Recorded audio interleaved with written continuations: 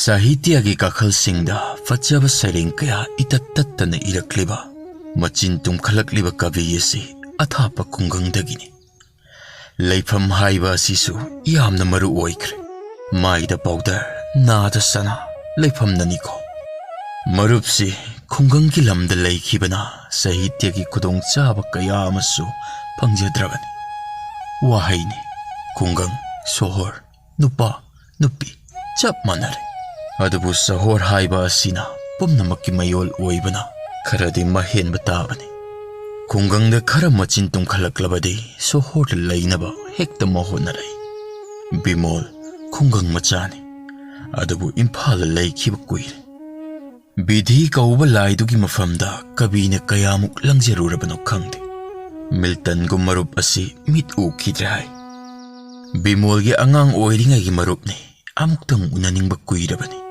sarkar gi thabak ama toksilluba aduna matam phangkidabagi wani lapa nakpagi wa thoina nate ngasidi tanja ama chare suti numini chatli bimol marup unaba marup adu mahoksagi yum madudadi leiramtre anauba yum madubu thira ei hang laduna khangle thongkala gari thamlame khungangi konthongni makhul ahum hutpini ama hanglaga kalaga changba lauri achauba mukta chauba thonggalgi lambeni mayaide khongphom kharatani napi haudriba bimol marup unaragani wakhanna harau mathoi kan changlai thonggal lomdagi tangkhai lerang oiba mallaba sangoi amagi machi amada nupi ama phau khaptuna lerami khwangdagi kok phawbada mawi ataide lerangna khankhibana uba phangde auba khara adu yamna phaje fomdidagi thingkalakpa thambaalgom ningthise maithongdu sembi khotpirabadi mamal kakhigadabu mal lairabagi mamina muthatpa ngamdraba rasi adudi fana phajana ai leiri haiba matagum chongthoi maithong adudagi yangkok ki tanthada hakchanggi kaya singaduna ithatkum nomna jagoi saba adubu mifam hongdaba pamuba miyoi yaugadaba male yangkok adubudi malle khucheng adudi nauri mapot likpa kanagumba nupagi nupiga oirabadi amanba yangkok adu atatai oina saunlamgadaba male khu thangkalap tauraga yangkok adubu thammi makhut oina tadanaba sene makhut yet aduna phauman mari manga khallingai tanja aduda bimolna khaudem lai thoina khaudem ninglubagi wanate mathauda nupi aduna khoijangbana mi lakpa udaba aduda chumna mi lai khangnanaba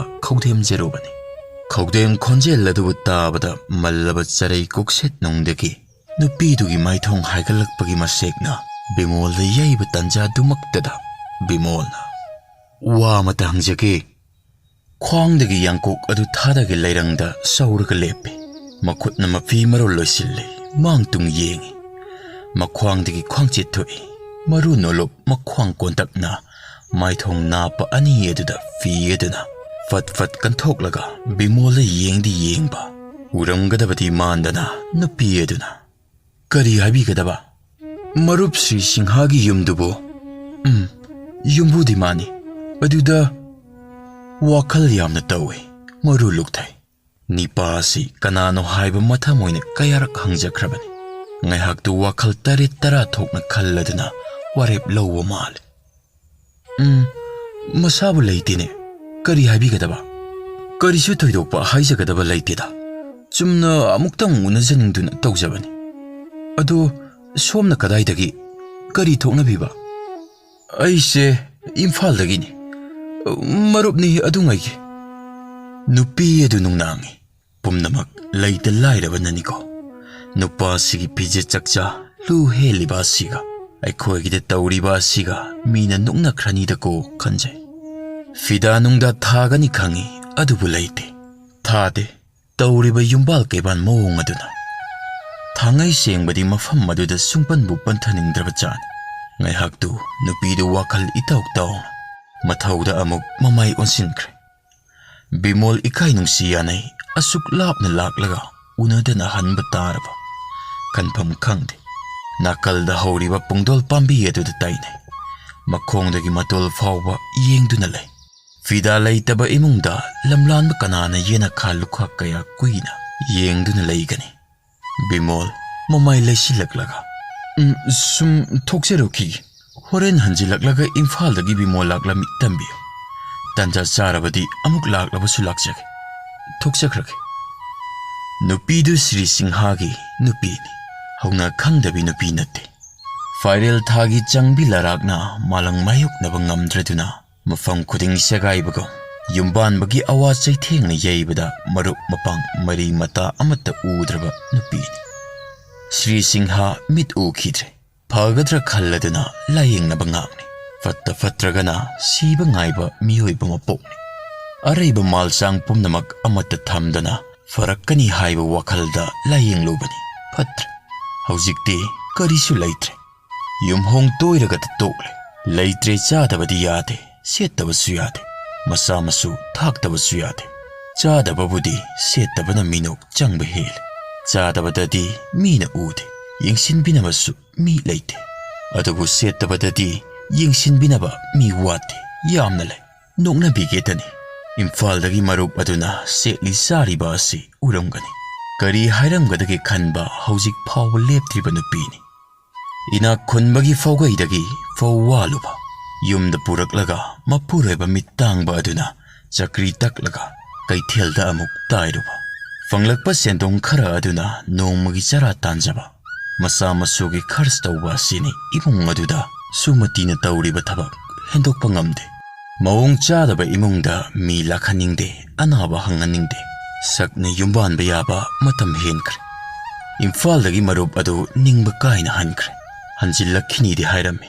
Kadaidagi hanjillakpano fida phawwa thakidraba adudabo. Lairarabi sumati oidaba haikre. Leina leina leite khungkre. Sumati changsillaktuna sangoigi makha thangba kachinda mi uhandana faglong machet khajillaga chakri taktuna leiriba mamittanglaba mapuroibagi manak aduda atakpa phaw adubu khapkadawagi lawba changlei. Mapuroibadu humang tap tap taba makai chakri takpa leplamdre. Makhut oina chakri duda phaw khubam hapchile. Makhut yetna chakri makhut pairaduna leibasu lepte. Toina taruklabadina asoiba yaude nongmada. Ayukta sangbai nungthilla sangbai takchabani. Sri Singhana magi thabak adubu loibaga magi kada changba. Kabita ibagi wakhal tawjaba wakhal phangbaga machanupi kauba mana haiba. Machanupi ni inbiba asini Sri Singhagi thabak. Phawlowa changlakpa sumati mapuroibana kakhu aduda khudai segaiba amaga lang saraba lengjum huktharaba. Purit amaga suramba adubu uraga sumatigi thamoi puba ngamkide. Asini ko migi mapok. Imphalgi marup aduna setli chariba aduga mapuroibana tawriba asiga adumaknani. Mana oidaba ngangkhiba masa leite khongkhiba. Tapna mapuroibagi makhut phajai. Maithongda chentharakliba humang adubo kukset machi amana napthokpi. Nupigi sebada nipa harauroidaba leite. Sri Singha harau momon nokje. Sumati di mittagi pi atatpa leitan tajai. Bidibu kanna ninda tawjai. Sumati gi ngasigi pi asi yamna warau pini. Kangu haiba pak yate. Thauna isingi imaida chenbagum sumati gi wakhalgi pina pak sandoraklame. Kalak thamoi gi nongairakta hokhiba punsigi ichena thenglubada irau khol thoktana chentharakpa pirang. Phawdu pak loksande. Marup bimol kauba ama laklami asumna hairasira haigumsira khalladuna ngai hak leire. Sumati phawsi loksiloduna se loksilogedoroge chak thenglaniba isa sing school satkadaba natro natte nangbu koidoroge walangai ngangdriba adubo natte nasaga ngamdrabraba natragana yamna warabrane. Sumati gi lonthokdaba mitlugi pirangdi udabanina makha tare. Hey mapok phatmandaba sidana haksu yumbanba waramlagani haiba aina udrabasu khang. Adubu karamdi tawgani kari panguge aina yagadaba thabak piyo. Nahakpu pothanaba aisuge. Malem thadoklamba yumthakki napibu nongdol laijana hinghanbagum nangi thaujana hingliba aigi punsini ni Sumati. Ngasi walang ingangdaba ase ay yamna chingne. Nangbu waroi. Hey, mit uzidrabasu ayese. Thamoidi mamangai thamoidu maknine. Mit uzidrabasu pidi kadaida taruni. Mitta. Mapuroibagi mitta pirang sintarai. Sumati mapuroibagi wahai taraga mit kipi ka uyaraktre. Thamoi sokna ningamdaba kontokta. Ibungo, onthokpani. Hairiroi khalambani adubu hairake. Hausik Imphaldagi nangi marupni haiba. Bimol kauba ama nahakpu unagani haiduna laklami. Aina aikhoigi leita laira nangiba fifam sing asida ikaijaraduna masa leite haidokre. Lairabana oidaba ngangkre. Mahak yamna ningamdana thokibadu aigi mitta uduna talaire. Tanja charabadi amuk changlakhisanu hairame. Kariguma changlaklabadi kari haisige. Karina seba tausige. Kanpam khangtre. Sri Singha yamna ningamdana kanghai haire. Marup bimolni haiba. Marup unaningkreda. Mittagi pitai khonjel ona sumatida. Nangsu kaumankre. Adungai nangbu yeknabana sarak tamba henkalakpada mathwai khubakta haptuna nangbu kanpiramba marup bimolni. Thaudoktudagi ma khungang thadoklaga chatkrabani. Chamkraba marupni nangbu ningsingdrabra. Sumati ningsinglei numittugi saram chatki thaudok bimol kanano haujikta mayek lakhalei. Fijet figai lakta mana kankhiba haujikta ikai nungsiyanare. Karina taubimal utkani khanbada phumbangne. Isor miraiba yade pumnamak sembibani. Anina nungnang naringaida bimol thonga lomdagi amuk changlakpa Sumati ure. Sumati upai leite. Setli chariba adu ikai. Imung changduna kari hongluni. Leite. Hamuni. Sangkoi machi yorokpaga bimolna. Aikhoigi maruptubu makha taba nangdringai Sumatina harauna. O leye lengsinbiro. Anigi khonjel adubu tabada Sri Singha wayo fowo phampham madudagi haugalai. Khongkap ama thangba nangdringaida bimolna marup adubu kol aduna kaminakre. Sumatigi thamoi mitki pina areng puthaki. Khangamde anidugi nungsinabagi prem ubada. Ngaihak kaminaraga Sri Singhana.